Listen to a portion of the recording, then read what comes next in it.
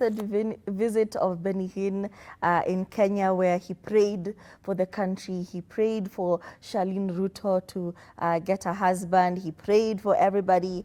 And I think the thing that really irked Kenyans was the fact that the First Lady, you know, it was a state-sponsored event. While doctors and interns were out here struggling and not being paid, and interns not being posted, while all of this was happening, we felt the need to say, okay, Benny Hinn, come and pray for our nation.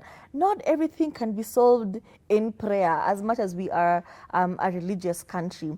And then only for Benny Hinn, 2 weeks later, to do a whole interview talking about how he was actually faking everything. And you see, those preaching he used to do, where he used to pray for people and cast out demons, he went on to confess that it was all a lie. All a scam. You know, it felt like it was his last con. You know, like, let me get as much as I can and then clear my conscience, because that made absolutely no sense. Anyway, after our president and our first lady had paid a pastor, and even they have been accused of inviting members of clergy to State House for morning prayers, and they even clergy on payroll that go to State House to pray, allegedly. So it's just interesting to see how that unfolded.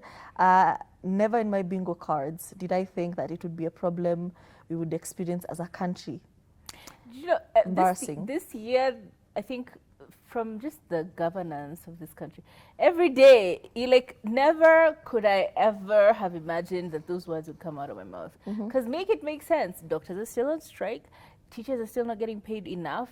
Infrastructure is still, yani kukinyesha, expressway yote ina flood. Barabara zote, unasikia tu sewage inanuka kila mahali. But nope, let's put 500 million to bid for the Grammys we brought to this country. It's like, okay. I think I even told you yesterday, it feels like those old kings when their subjects are suffering and dying of hunger, and be like, festival. Let's have a festival. Olympics. let's run. Let people run, and the winner to be for the morale of the citizens. Yani, just being completely out of loop. You know, desensitized from what's going on. That's the word I was looking for. Complete tone deaf. And it feels so exhausting because honestly, it is what it is.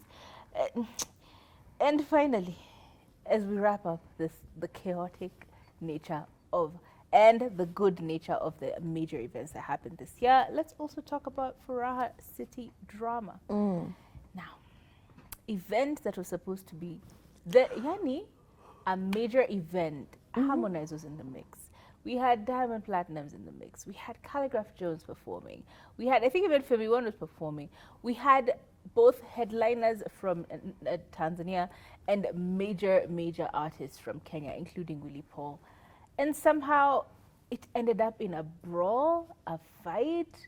It ended up with a whole lot of back and forth, people having to speak up for themselves, including Willis Raburu, talking directly to Willy Paul regarding the fact that so much attention and so much of his management and team was supported by this event.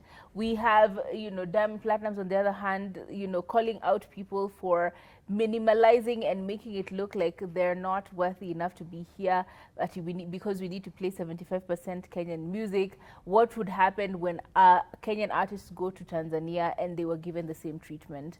What would happen then? Like, it was just a back and forth. Willy Paul, releasing a brand new song on the winds of that drama and the chaos. Like, Furaha City did not feel like it was giving very much Furaha City. However, the performances were apparently very, very good. Guys were very impressed by the performances, including that of Willy Paul. But yeah, it was a combination of good and bad in this particular case. It brought a lot of light about some issues that we're having with artists, especially artists in Kenya versus artists in Tanzania, because Kenyans are like, we want you to play Kenyan music, but then when you look at the numbers are showing that clearly you want to listen to more Tanzanian music than anything else.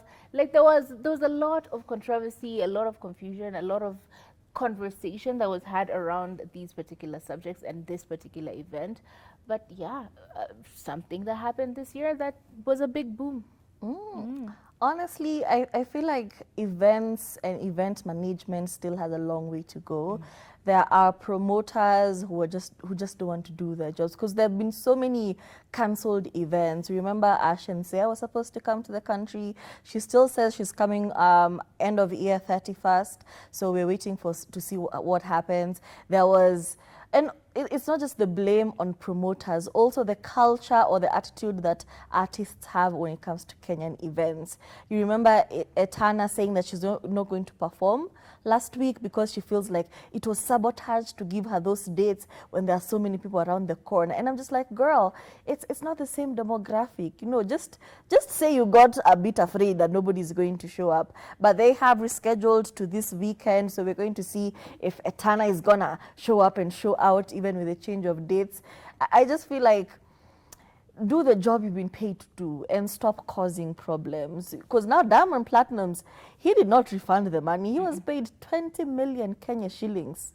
No refund. And he did not perform simply because he said, you all called me to perform at a specific time. And when you got to that time, you didn't feel like you could compromise.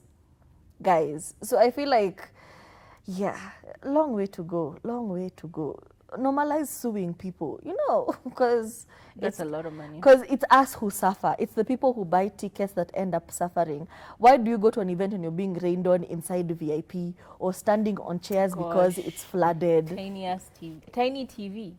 Exactly. So I feel like y'all need to deliver exactly what you say you're going to deliver, and don't assume that we're not going to sue you.